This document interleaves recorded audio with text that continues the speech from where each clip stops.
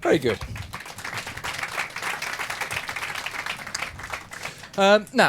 So I'll chat to Stephen a bit. We're going to have another video. I'll chat to Stephen a bit more. We'll then do all the winners, which will be very exciting. And then we're going to have bring the audience in so you can chat to Stephen as well. That's basically the format. The first question I've got, Stephen, is a tough one. Are you going to take your coat off? Well, I thought I looked rather cool in my coat. Well, coolish, but we're slightly worried you might just bugger off to Belgium or something. Yeah. I might take it off then. Go on. There you go. I'll leave it in a puddle underneath me. There it is. Nice and warm in the apples. Well, Yeah, it's fine. The second thing I'd like to say, and I think on behalf of us all in the Apple Store, is congratulations. Oh, thank you. Thank you very much. Oh, bless you. Thank you. There's my ring. It's very exciting. I'm probably the only person who's ever got married, so I can tell you it's really exciting. It's great. It's thrilling. I'm very happy. I mean, it was quite an interesting moment. But here we are going to talk about technology, and the marriage, you were outed, so to speak, because of technology. Well, not strictly true. Well, the marriage I outed myself using technology, but in fact the engagement had been of long standing, and I went to a registry office, and they explained that the announcement had to go up, and so somewhere on a small piece of paper in a municipal building in Norwich was my name and the name of my now husband, and still feels good. Yeah, it does. Yeah. It's great. And that was picked up. Somebody saw that, and they told the press about that. So that was very old school. Right. But when it came marvellously, the registrar, who was extremely on our side with our desire not to have photographers and journalists at the actual ceremony, she brilliantly put a false date in the computer, so that anybody who hacked it or sneakily looked at it who shouldn't would think we were going to be married on the 7th of March. And she didn't tell anybody else what the real date was, so we managed to get married without a single journalist present. But then, yes, I tweeted a picture of ourselves saying, that we'd gone in as separate people and come out as one. And that sort of put it under our control. It meant that the press would no longer be following us, because you can't really pretend that the press aren't interested in something, although it seems very vain to try and control the press. If you don't, they will control you. So it's pretty necessary.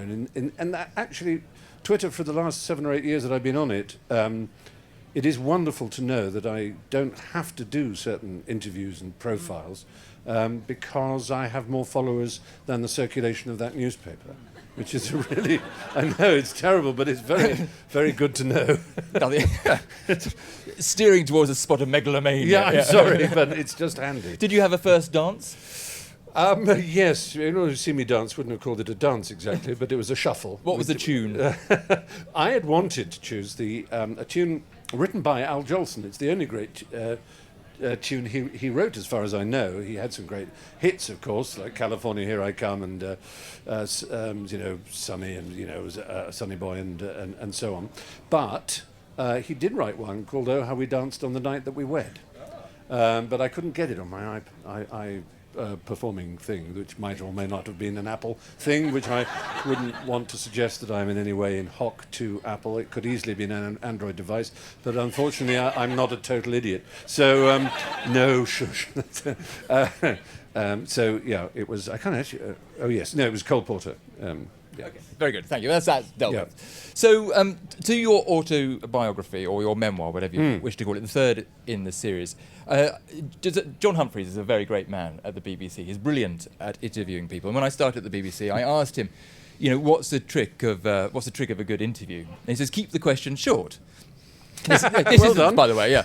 And this is an anecdote more than a question. And I said, well, what do you mean? He said, well, just start with one word, why, and then build it from there if necessary. Yes. Well, Kipling had the the 5 W's and the H, wasn't it? Why, what, when, how. Why, what, when, how, where. Yeah. The journalist questions. Yeah. So the question on the third memoir is why. It's a really good question. And short. Very short. Contractual obligation is one reason, of course, but also pride. I got so far with one book, and then a second.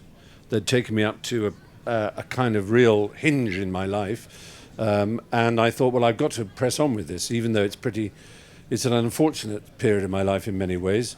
It's, well, very successful in worldly terms. I was doing lots of films and television and writing and so on, but also in social and personal terms, it was pretty much a disaster. I was alone and lonely, and I had taken to regular supply of cocaine, which You of talk course about that quite explicitly. I do. And I've never seen the point of writing a memoir which isn't honest, at least as honest as one can make it without traducing other people. Whose, it's not my business too much to mention other people, or to destroy their reputations, or indeed to just mention them in any way if they don't want to be. So it's really, I'm the only one I can attack. I'm the only one I can assault and describe and dissect. Even if I can't do it necessarily accurately, I can always say, I think anybody who's ever tried to write an autobiography, you can always say what happened, but you can very rarely say why. The spectator sees more of the game. I think my friends and family probably know better than I do why I behaved in certain ways, and certainly the effect of it. And all I can do is remember what I did, but it's very hard to remember why. I mean, the other really difficult thing I would imagine is how to self-edit. What to put in, what to not to put in. Now you said obviously you don't want to put stuff in there which is going to put other people in an awkward position, but you also have to make a decision what you yourself decide to put in and what you decide to not put in. Other than, I suppose, you want to entertain people. What is the criteria for you? I suppose in the end the criterion I've always had, and it's one that I'm not necessarily proud of, because it stops me ever being an artist or a person of great authenticity, is what's entertaining. Yeah. I am primarily an entertainer, and I admire artists more than almost any other type of human being. And the ones I know, and I think I mentioned this in the book, the ones I know have a strength of character and of a directness, which is, to me, very awe-inspiring, very impressive, and I can never be that brave. So I think the criterion is that it is what is, I hope, entertaining. If it becomes dull or it becomes disgusting and turns into something that repels people rather than entrances them, then I'm not really interested in conveying it. No, you spend a lot of time in the public eye, both as a writer, presenter, comedian, actor, all of the above. It strikes me writing a memoir makes one particularly vulnerable. That people aren't just criticising the work of art; they're criticising the person. Yeah. The person they don't necessarily know, but they think they know. You give them liberty to make a decision. Yeah. I've projected a personality that people imagine that they know, and they can judge me rightly according to that. And we all do it. Even if you here don't do it to me, you probably do it to Anne Widdecombe or David Cameron or something like that. People you may not have met, but you have a strong view of. And you might go, bleh, every time they appear on television. Or you might go, wow, God, I love them. And in both cases, it's a prejudgment. It is prejudice in its literal sense. And we all are guilty of prejudice. And it's one of the natures of celebrities that we prejudge celebrities according to our own taste. And it's either revulsion or disgust or something similar, or dislike, or of course it can be indifference, or it can be absolute love, hero worship, and in all cases it's not necessarily right, but it speaks to something we need. I need heroes, so there are people I worship, and they can be as distinct and different as, I don't know, Martina Navratilova and Richard Feynman, say, the scientist who's dead. I can worship them. I know a bit about their lives, and for all I know, I wouldn't really like them that much if I knew them well. I'm too late to know Richard Feynman well, but I've met Martina Navratilova. But I don't really want to know her any better, because there's certain things about her that I just find utterly admirable. And it's partly, I think, that she's so different from me. She doesn't seem to care what people think of her. I have a terrible fault in how much I care about what people think of me. It's disastrous. And I really try and do something about it. And my friends say, "Oh, please, come on, Stephen. Why are you so upset about this? Who is it? They've just said this about you. Why should you care?" And I think, no, I shouldn't care. But I want everybody to love me. Everybody in the world. It's preposterous. It's so silly. That is setting yourself up to fail. It is, totally. Yeah. But with that in mind, why do more and more memoirs? Because you are asking for it, are you not? Yeah. And maybe it is a psychological desire to be spanked in public. All I can say is that I do desire, when I have a metaphorical these days pen in my hand, a keyboard under my fingers, I feel a connection to all writers, whether it's Grub Street or whether it is the highest garrets of the finest writers in the world. The greatest novelists, greatest essayists, whether it's Montaigne in his Tower or whether it's Balzac in his scribbling away or whoever it might be.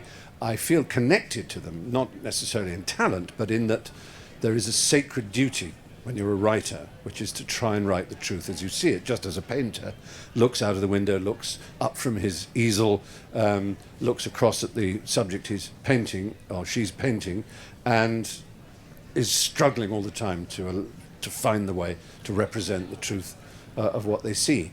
And it's similar with writing. The only difficulty, especially with a book, because you get one out in a year or whatever it is, and then you wait a little bit, is, and I can say this of YourFry, and it's 2 books, is that of the first one, the Fry Chronicles, I think I was in a really reasonably happy state when I wrote it. In YourFry, I was in what can only be described as a mixed state, and I know that if I were to write about that period of my life now, and it's not much later, I would have written a completely different book.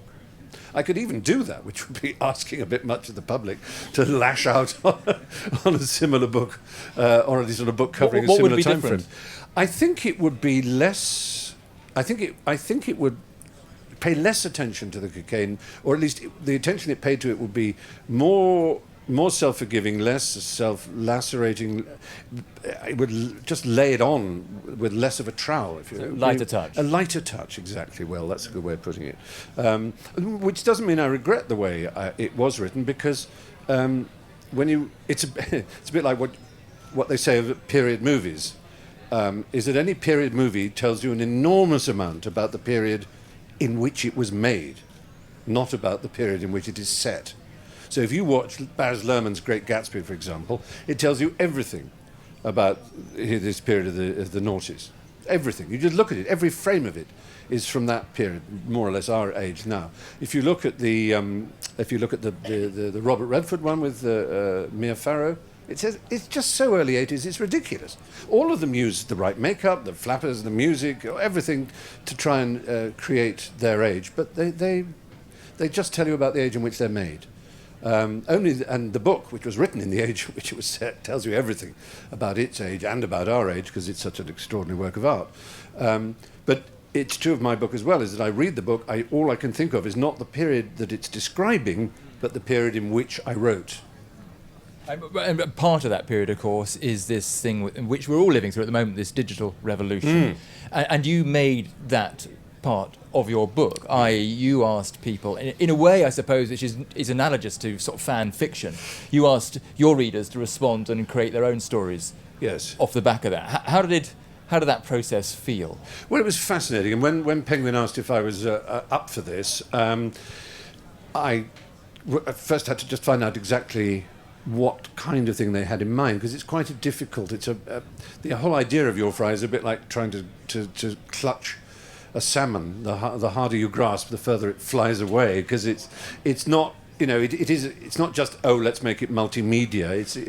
It's sort of more subtle than that. It is asking for an artistic approach towards the material. It's to in digital language, the content is there, and it's there in 2 forms: text, which could be manipulated endlessly, as we know these days, in all kinds of ways, and a sound file, because I did the audiobook for both of these. And I was very excited because I think it's wonderful to send out to creative people around the world. And Tom mentioned, Beirut and New Delhi, as well as Ukraine and Paris and Berlin, and obviously here in Britain, where there's such extraordinary talent in Scotland and England, Wales, and indeed Northern Ireland, and Ireland, for that matter. What I wanted to see... You should work for the BBC, Stephen. You're very good. Being so correct about it all. But what it is, when you sit down and write a book, you engage all of your emotions and all of your senses. You try and evoke all the senses of smell and taste, and you try and evoke music and images and so on, all using text.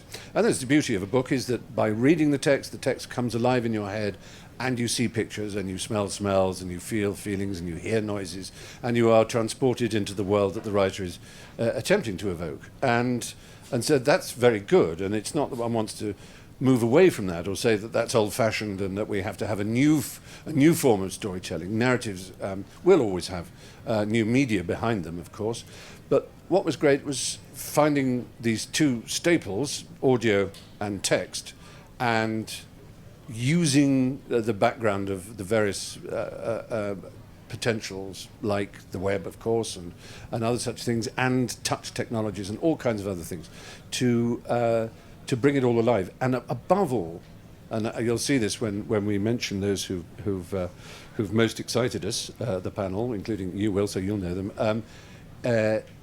leavened by a truly great human quality, which is wit. And some of them are genuinely very funny, and that means they've been taken seriously, because people without a sense of humour just don't take the world seriously enough.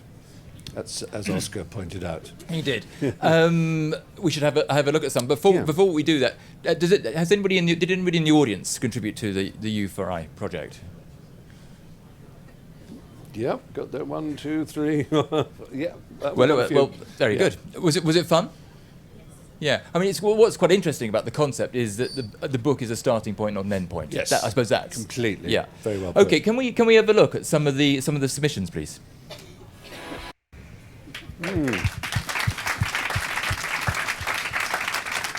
It begs the obvious question, Stephen, is in general terms, what was your reaction to what you saw? I was astonished by how varied and how intelligent and, as I said, witty, and totally unpredictable all the entries were that I looked at. It's just that you said beforehand that in a way, when you're writing a memoir, actually other people are better judges and can contribute more. Now here's an example of people being able to do just that. What did people add, say, think, do, which gave you another view of yourself? Well, it's interesting. They concentrated on 4 elements that Tom mentioned, actually: mental health, sexuality, education, and there's got to be another one, isn't there? Addiction, thank you. Damn, I wanted to forget that one. I was cured, and then you said addiction. Oh, damn. And addiction, yeah. And they used parts of the text, parts of my voice that I hadn't realized were so relevant to those areas. And they created a sort of emotional rhythm across the different pieces that surprised me enormously and delighted me. And what do you think of technology as a creative enabler, both from a good perspective and maybe from a negative perspective? Well, I think I've enormous faith in human beings' desire and appetite for knowledge and to communicate knowledge and experience artistically, to create art, if you like. And new technology will come along. The obvious example that everybody naturally chooses is in 1450 when Gutenberg printed his first Bible. By 1500, only 50 years later, there was something like 50 million printed books in Europe, which, given the population and the mechanical printing time, is astounding. It is well equivalent of the explosion in the web. after '94 and Tim Berners-Lee's created invention was rolled out across the world. I think there will always be those who are very doubtful and who think that the human brain can't cope. But I would say this about the human brain.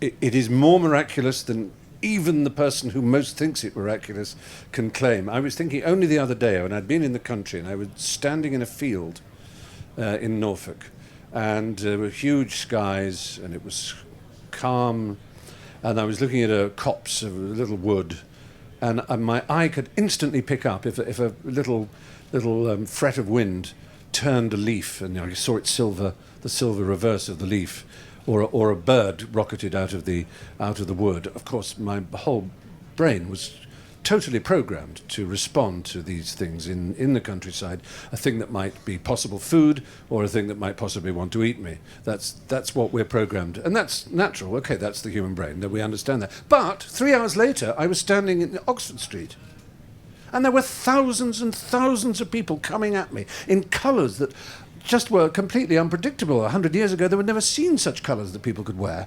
And I was on a phone talking to someone who was miles and miles away, and my brain was perfectly capable of processing everything. I didn't even know I was processing it. It was only when I stopped and compared what I'd experienced in the Norfolk countryside. That's how astonishing our brain is. So when the monks said in 1460 that the human memory is going to be destroyed by printing, we no longer will people have to know anything. They can look it up in a book, and that will destroy the human brain. Well, we laugh, because what a ridiculous thing to say. We know that, in fact, the human memory was immeasurably enhanced by the arrival of printing. And so it is with the digital world. People have said, well, now there's Wikipedia, people won't know anything because they'll just look it up. They know far more than they've ever known, ever. It's fantastic. We have more knowledge at our fingertips than Napoleon had in libraries in anywhere he had. More than Alexander the Great, more than Louis the XIV, more than any great monarch you can think of, or any great leader. But in a way, Stephen, it's not the miraculous nature of the human brain isn't its ability to consume information. It's what it does with it.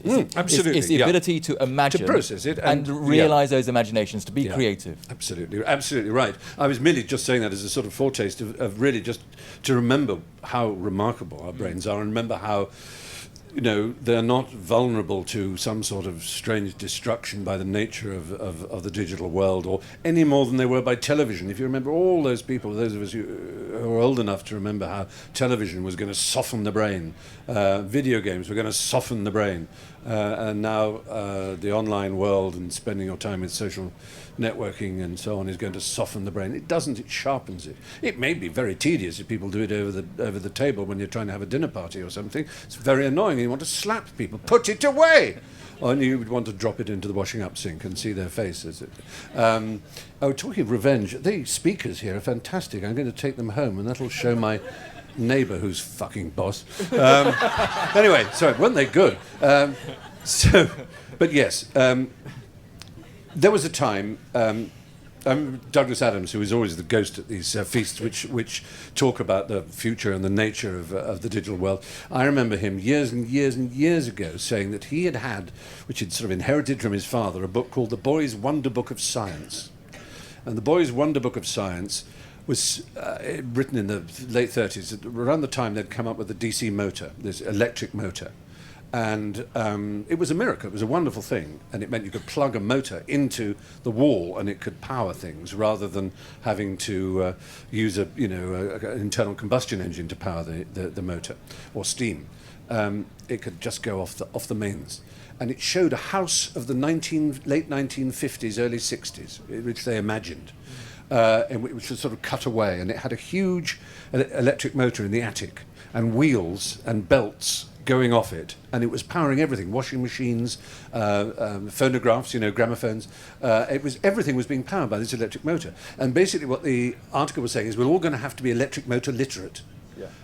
What it didn't see was that there would be electric motors in washing machines, in gramophones, in cassette recorders, in whatever. Everything then had tiny, tiny little electric motors. We never think about them. We don't have to be electric motor literate. And Douglas's point was it's the same with this idea of computer illiteracy. You don't have to be computer literate.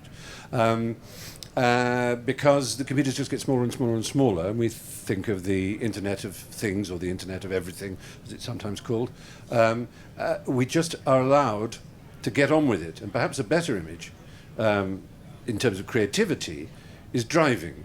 It used to be, in the days of early motoring, you used to have to know how a car worked. You really did.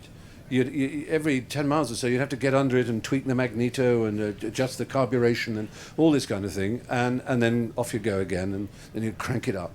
And that's how computers still are, to some extent. We're still in the early days of motoring with computers. But we're more and more capable now of driving without really knowing how computers work. We don't have to adjust the memory stack. We don't have to suddenly write a patch in machine code in order to mend something. We may rely on others to do that in system updates or whatever, but essentially all we have to do is drive. And once you drive with minimum kind of interference and minimum bother, once you drive in terms of sound and vision, which we mostly can now, and in terms of editing, and which we visually process, we audially process, and we text process. There's very little to limit our imaginations. But the most important thing, I think, is that you have to be a consumer in order to be a provider. If you want to know how to write a play, it's essential you go to the theatre. It's absolutely pointless not going to the theatre. If you want to be a novelist, you can't be unaware of other novelists. It makes no sense. It's almost impossible that you're going to be a great novelist unless you have read other great novelists. Not because you copied them, but because you get some sense of the terrain that you want to be in. So it's really important to enjoy the works of others, I think. Last question before we do the finalists. Again, a sort of a creativity stroke tech question. What's your view on copyright? Well, I did an Apple event, an iTunes event at the Roundhouse some years ago, in which I said, sort of reasonably firmly, and got some stick for it, especially amongst my own fellow performers. I said, look, with all this stuff around, we have to realise that, yes, systematic abuse of copyright is a very bad thing for gain, but, and this was happening at the time, but to jump on students and young people who are doing compilation tapes, not providing peer-to-peer networks, which really do take the piss out of copyright, but just individuals. I said, well, you could have done that to me. When I was 16, I would borrow people's records and I would do a cassette compilation. I bet you did. Yeah, who didn't? We stole music. We were pirates. We should have been imprisoned. Well, do you know what? The moment I was old enough and had enough money to buy things, I bought them. But if I'd been threatened with imprisonment, and if I'd had friends who'd been imprisoned for doing compilation tapes, I would have thought, fuck you, music industry. You're arseholes. You really are arseholes. You're picking on young individual people who love music. And that's wrong. You shouldn't. Let them make compilations and mixes from their friends' stuff. Let them rip CDs and swap it occasionally amongst their friends. As long as they're not making money off it, as long as they're not really making money off it, you know that when they're older, they will be buyers. They will be your best customers, and they will like you, and they will believe in music, and they'll believe in downloading music properly. But so just don't attack the citizens of tomorrow who will be decent. That's my idea. Well, on that passionate note, Stephen, let's have a look at the 4 shortlisted winners. Are they winners of the people who took your copyright and had fun with it? Yes, indeed, and we're very welcome to it. So let's have a look. Yeah, are we doing them one by one? So the number one is not in order of number one or number one. Just the first one we're showing is from Michael Shorter, and it's called A Touch of Fry. Note the word touch. What shape? That could get quite filthy quite quickly. It's wonderful. I don't know about you. I'm just stunned by the sort of screen printing aspect of it. Soldering would be one thing, and I go, gosh, soldering, that's really geeky and that's so impressive. But to use this sort of black gunk as a circuit. It was beautiful, apart from anything else, and so flat. Anyway, charming and wonderful. So let's have a look at the second one, which is called YourFry, and it's they can't sadly be here. It's by Evgenia Shryochenkova and Mikhail Meleshkin. I hope I pronounced those right. And here they are from the Ukraine. That's a real beauty to play with, that one. Actually, one of you can carry on reading there. Whoop, it's gone. Really stunning. Everything just seamlessly and beautifully connects. So whatever piece of text you've chosen, you just chase this beautiful little flowing thing that goes all the way through the web. And so one idea, it's like Ignace Fetchus, St Elmo's fire, which is little pockets of methane in a marsh, and if one of them gets lit, and then another one gets lit, and the illusion is of a trace going all the way along. Do you know what I mean? Yeah. Anyway, so the next one is called Speaking Fry, and I think you'll find it amusing. It's by Paul Hudson.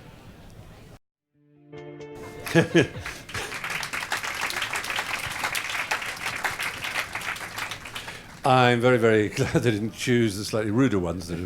But there you see there's a sort of like what you might call a database of phrases that were regarded as being signature phrases or something similar, and they were chosen so quickly you may not have seen the whole list of them, because there's a sort of guess ahead thing. So as you type, a shorter number is available for you to choose from, because you've chosen the word could or something. So all the ones with the word could or couldn't in it are chosen. Anyway, it's very, very quickly learned, and we're making, obviously, as you can see from its user interface, we make a very natural iOS app. Anyway, and so the fourth we're going to have a look at is the Book of Bipolarity by Sarah Waygold. Wonderful.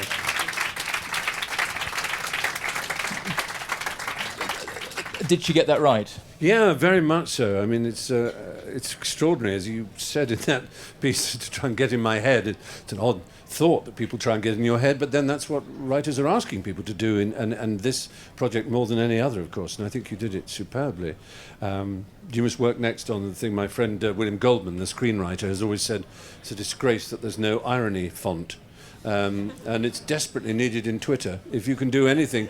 But unfortunately it needs going to ASCII, I think, doesn't it, who control the assignation of characters in standard text is all done by ASCII. And so we need them desperately, because otherwise there's going to be a murder on the basis of a misplaced piece of irony. Of all the things you do, acting, presenting, writing, comedy, which one, if you could only do one? Well, I think writing is the most satisfying. I mean, you come off stage after something that the audience has liked, and it's a nice feeling. It's definitely quite high, but there's always something that, I don't know, there's an embarrassment because there are other people there. But writing, the very bad thing about it is that it's lonely, but the very good thing is that when you've had a good day at the desk, you're stretching and hoping that your back isn't ruined, and you feel so wonderful. It's fantastic. It's the best feeling in the world. I saw you in 12th Night, Stephen, and you were magnificent. I really you. hope you don't drop that. Right, who would like to ask Stephen Fry a question? He's all yours for the next 10 minutes or so. We've got microphones. There's no need to be shy. He's not remotely scary. No, they're not shy. They're just girding up their loins. Somebody wave their hand, and then a gramophone will come to them. There's a guy there, yeah. And yeah. Hi, Stephen. Hello. Just a quick question. Are you conscious with your writing now around the various different mediums that are available, or would you adapt afterwards, for example, with audio or with what we've seen this evening? That's a good question. I do know whenever I write a book that I'm going to have to do the audiobook for it. But that I like that fact, and I have to say, ever since I started writing, I've always felt the sound of words and the rhythm of them to be very important. And so yes, I can remember my first novel, The Liar. I can remember very clearly standing up with printout and saying whole pages, not even knowing I would do an audiobook really then. So there is a strong feeling of the sound, as for other things, no, I hadn't really imagined. It was really with the Fry Chronicles that it all kicked off in terms of multimedia in quite that way. And I remember Penguin were very pleased because it was the first book that was #1 as a hardback, as an app, as an audio book, as there were 2 other categories. I can't even remember what they were, but there were 5 categories in which it was in the market and doing well, which was very pleasing. But I think people will always want something in their lap to read, and I think people now really more than ever as well like to walk with a book or drive with a book, or iron or sit in a bath, with an audio book as well. I think those two go together very well. Do you prefer the printed page to read from, or do you prefer an iPad or a Kindle or whatever it might be? I'm happy with both. At home, it's nearly always the printed word, but when travelling, simply, e-book is well named. Electrons, as we remember from school, have minus charge and whatever spin, but they have no mass, or at least their mass is tiny. It is, I believe, the mass of electrons that is part of the big quest for the Higgs boson. So or the field of it. We mustn't claim there's no mass, but essentially, according to any machine any of us have got, they've got no mass. What I'm really saying is, shove an iPad with no books on it on the scale, and it weighs X. Shove an iPad with 1,000 books on the scale, and it weighs X. And any of us who've tried to carry more than 3 books in our luggage around the world will know how much real atomic books weigh. And it was Nicholas Negroponte's book, Being Digital, that really unwrapped that whole thing about living in an atomic molecular world where things are made of stuff. They're made of iron and paper and wood and whatever else it is, or an electronic world where they are made of nothing palpable that need worry us. Do you think the experience is the same, though? No, I don't exactly. But on the other hand, I think, again, it's part of the human brain's brilliance, is that we can sit on an aeroplane with an iPad or a Kindle or whatever of choice, and very quickly, if the book's any good, we're sunk into the book and it stops mattering. It really does. I think it would only matter enormously in a book that isn't very good. I mean, there are those who would say you couldn't read... You have to read Ulysses in the Bodley Head edition, otherwise it's just not the same. Well, yeah, but frankly, if you've got no other option but the Penguin edition or some other edition, it's still the same great novel. It's not going to fail to deliver. Who's read Ulysses? The Bodley Head edition apparently is the one. It is. Or Jane Austen in the Oxford edition, where they have the extra little. They have the first word of the next page on at the foot. Have you seen? That's a lovely edition on Oxford India paper. It's beautiful. Oh, there you go. Yeah. Another question, please. Hi. I wanted to know: were you ever apprehensive of kind of letting other people manipulate your own words in this kind of form, or was it more of exciting kind of? Well, you're sitting next to my editor. She does nothing but manipulate my words. No, she's extremely good. No, I was very excited about the idea of people manipulating my words because I knew that the books would still exist in whatever forms, the e-book and the hardback and the paperback yet to come, of course. But it was very exciting to have the possibility of people, putting in different order and using the rhythm of one phrase and repeating it like a drum, which kind of changes the meaning of certain bits around it. I think all that's terribly exciting. It's a bit like digging up a garden or something, except the original garden will always exist. So I was thrilled by it. I want to ask a YourFry a question. Can we get a microphone to this nice lady in the middle here? Oh, yeah. Just there. Yeah. Is a YourFry, a nervous YourFry? Does she mind? No, it should be fine. Well, I didn't have any questions. No, but I've got a question for you. Okay. Why did you want to respond to the YourFry idea?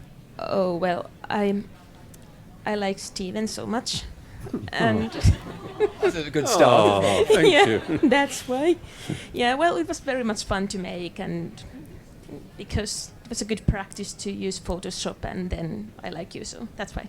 Oh, thank you. Yeah. That's very nice. Can I tell you that the lady flew from Finland yesterday and is flying back because of you? Oh my goodness! Are you Johanna Animator? Yes. Hey, fantastic! Yay. And nice. Thank you very much. It's lovely to see you again. Lovely to see you again. Thank you. Thank you very much. Well, we got to swow me. Right. Sorry. Another question. On a totally different... The Finnish have got the microphone. That's that. I'm not going to give it up now. Anyway, congratulations on your recent wedding. I was just thinking whether you will be starting a family. Well, now that's peeping into volume 2. Volume 1, the marriage is still, well, I hope it'll never close, but volume 2, the little family, the patter of tiny feet. You just come back to me on that one. That was a good question. Yeah. This gentleman over here. Hello. I would never forgive myself if I wouldn't ask anything. So I recently read about your journey through the America on your cab. Yeah. So are you going to do anything else? I mean, something similar in some other big country like, I don't know, Russia or... I would love to do it in Russia. I am doing it. I'm in the middle of doing another series of, as you say, in America was going around in a cab. This is going around Central America. All the countries of Central America. There are 8. You will now all recite to me the 8 countries of Central America. No, don't worry. I can tell you what they are. I wouldn't have been able to recite them all exactly either. I would have missed one out or got one wrong. But anyway, Mexico, although that is technically North America, and we filmed in Mexico before Christmas, and I'm driving a school bus, one of those big yellow American school buses. It's not as random as it sounds because it's American and we're in Mexico and other countries. They are very, very common as a sight throughout Central America. They're known as chicken buses because you often see on them chickens running around and goats tethered to the seat and little old ladies in black. And they are a common way of getting around, so they seemed a good idea. So we're driving that, and as of late next month, we start in Belize, and the countries are in order, sort of going that way down to the border with Colombia, which is obviously South America. We are Mexico, and then Belize, Guatemala, El Salvador, Honduras, Nicaragua, Costa Rica, and Panama, and we finish in Panama. And we weren't allowed, I wasn't allowed to use any social media of any kind by the underwriters, the insurance people, nor were we allowed to drive at night. Kidnapping, well, is the big issue there. Honduras is the murder capital of the world, so that's going to be exciting. Guatemala City is, I think, the 3rd most dangerous city on earth. So, nothing. It's not the most dangerous or even the 2nd most. Costa Rica, on the other hand, is the happiest country on earth, according to the United Nations. It has no army. It's a blissful place. And yet it borders places that are very, very dangerous. It's most odd. But they're all, have incredible culture, food, history. I mean, obviously Belize and Mexico have the Mayan civilizations, the Aztec civilizations, and many, many others who left incredible records, and they have phenomenal food, drink, music, culture. It's very exciting. So that's what I'm doing. Do you speak Spanish? I can get by. Sí. Yeah. How about that? Not Clearly bad. you do. Right. Not this gentleman here. I think a microphone's coming along to you. You'll be lucky if you get past the Finns, to be honest. But Hello. Thank you. Stephen, you've achieved and created a lot yourself. I was wondering, do you feel that people like yourself and people like you have a role to inspire others in new areas or not new areas? It's an interesting question. On the one hand, I wouldn't want to be so cocky as to assume that one has anything to teach people. On the other, yes, it saddens me to think that not everyone is kind of encouraged to believe in their own creativity or that their contribution, which is endless, that humans can make. I've I've often thought that computers can provide a fantastic opportunity to educate, not in the way we have it, but through developments in AI, in artificial intelligence. And the model I've set up in my head is of a smart computer, not an expert system, to use AI language, but imagine, for example, a student who's going to be tested, and this test is the equivalent of what we might call an A-level or a degree exam or anything in between or anything earlier. These are things that really mark people out for life sometimes. They're incredibly important and can destroy people's futures if they get it wrong. And a lot of us believe, I think, that exams seem to be designed to show what people don't know, to humiliate them, to leave, and it's that's not what an exam should be. And I think, so imagine a computer that you can go up to, and the computer comes up with an almost random word. Let's say the word is coffee. Now, you can, once you're confident about the way these things work, let's suppose you're interested in 17th century history. You can talk about coffee shops, the first coffee shops. Charles II closed them down, right around here, up in Covent Garden, places like that, because they were, as he saw it, places for sedition and politics. So you could talk about coffee shops and coffee in that sense. Or if you're a scientist, you could talk about the emulsification and the making of the drink and how it's done. If you're interested in geopolitics, you can talk about monocultures and the crops and so on, and the fair trade or lack of it, and you can talk about the imperial history of coffee. If you're a publisher, you can talk about coffee table books and what they stand for and what they mean. You can talk about the rise of the Starbucks. All of you can think off the top of your heads. And basically, that means you go to the computer and you show off everything you know about coffee.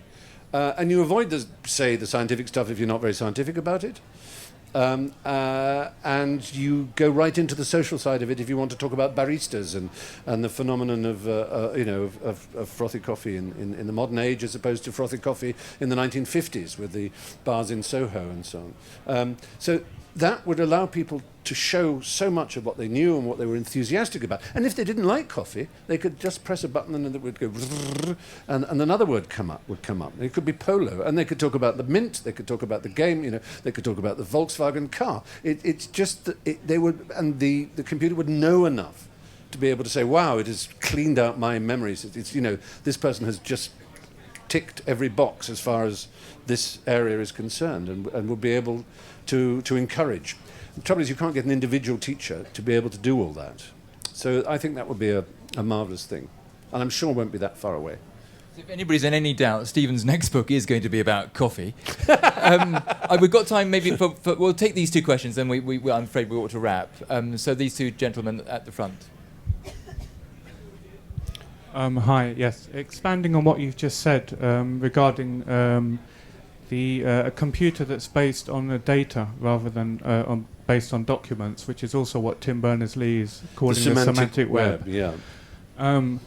My partner Evgenia, when she was developing the MapFry project in response to your invitation, we talked a lot about it, and one of the things that is driving her is the idea of being able to go to this game and being able to find out everything there is that you could possibly know about coffee, in which case it would fit into this idea of, basically of the semantic web.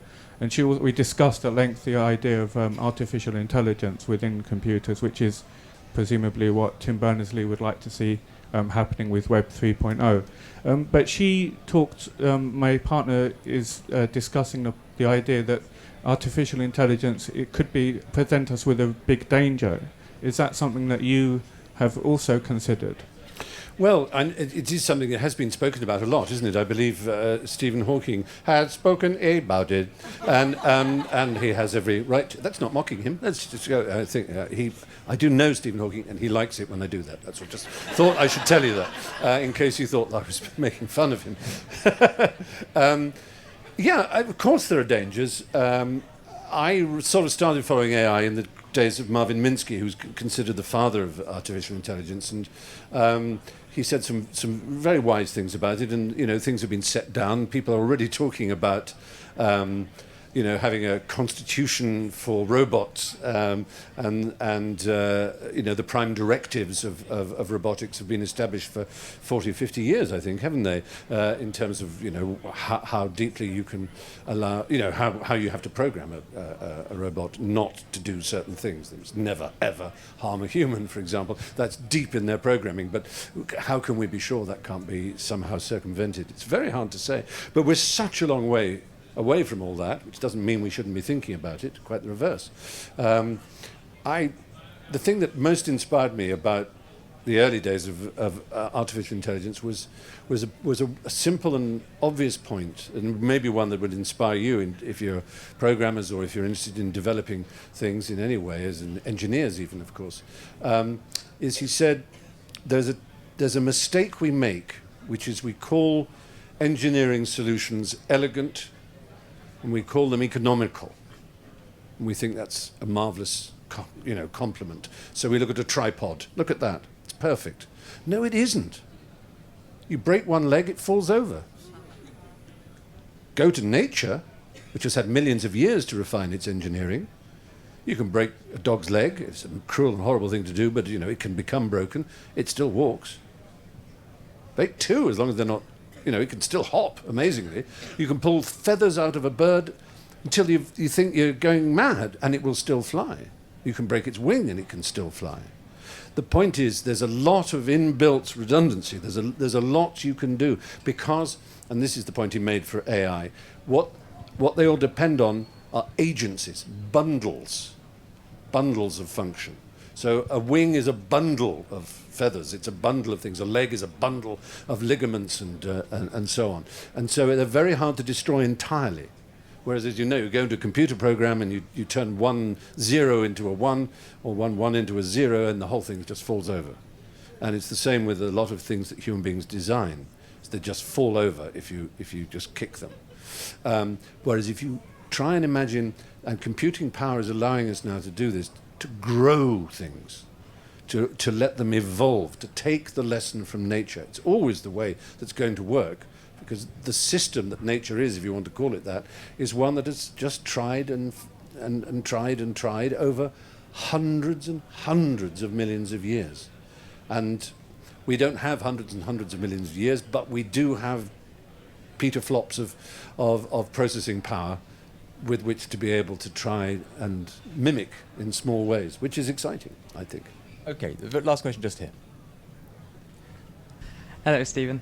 Just a quick question. Going back to the kind of thing about, I know recently you've spoken about freedom of speech and et cetera, with the YourFry project being about limitless imagination almost. Would you say there's something you're particularly interested in within the next few years or within the near future that you would really like to see within an area of freedom of expression and freedom of speech? Well, it's certainly an interesting point. I would be thrilled if people who come from cultures and societies in which freedom of speech is difficult were to try and involve themselves in something like this, which wouldn't be seen as a direct threat that could get them into trouble. It wouldn't get them whipped in the town square, it wouldn't get them imprisoned for expressing themselves, but would allow them to have full creative reign on things from their country. That's obviously important. I've been thinking a lot about this whole freedom of speech thing, because people, I think, get a bit not confused, but there are differing views. With the Charlie Hebdo, I set my stand out and said, that people should be free to offend, and I believe that. And people tweeted me and said, well, suppose we offended, homosexuals. I said, well, fine, you can write an offensive piece about homosexuals, as far as I'm concerned, and I would have permission to write an offensive piece about you as a result, call you a fucking idiot. That's how it goes. That's how it works. That's fine. But I also wrote a piece for Holocaust Memorial Day, which is tomorrow, I think, in which I talked about having met this extraordinary woman, Anita Lasker-Wallfisch, who was a survivor from Auschwitz, who was a cellist. She played under the baton of Alma Rosa, who was Mahler's niece, and incredible woman, very tough, very extraordinary. And we talked a lot, and the thing I sort of came away with, which is something I've thought about before, is for the Holocaust to have happened, and it's the same in Rwanda, there's the radio station there, the De Colline radio station, which for weeks broadcast, that Tutus were cockroaches. Kill the cockroaches. They're cockroaches. No human except a psychopath can kill another human without some sense of remorse. And there aren't enough psychopaths in any given population to destroy another through genocide. So you have to do something to recruit the ordinary members of that population. And what you do is you dehumanize those that you wish to kill. And Streicher and Goebbels, for a very long period in time,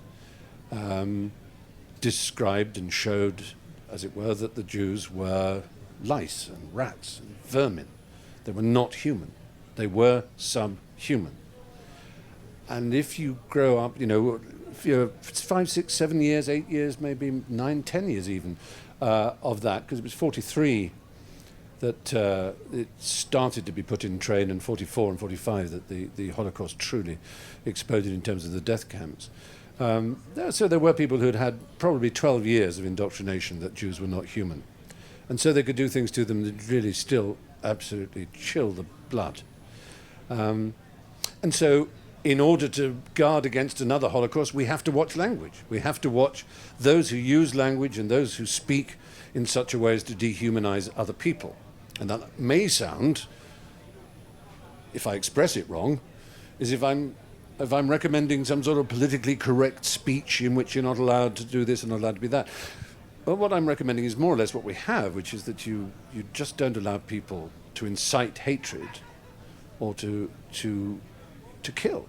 You don't allow someone to say, kill the cockroaches. But that's not the same as banning people who draw cartoons or who mock. So it's a very delicate business. And delicate nuances of this kind are not easily followed, especially when we have the world of digital media around, where people are going to, possibly play with what they think may be legal, which may turn out at least to be very destructive and harmful to any given group of people, including Islamic people, of course. I mean, it's not just about protecting Jews, because I happen to be Jewish. Obviously, I have that memory from the family, but if it should teach one anything, it's that it applies to us all. Mm. Okay, well, I feel that we're really just warming up, Steve. Yeah, so, but I'm afraid that is the end of the session. We went on a little bit longer because I think we started a little bit late.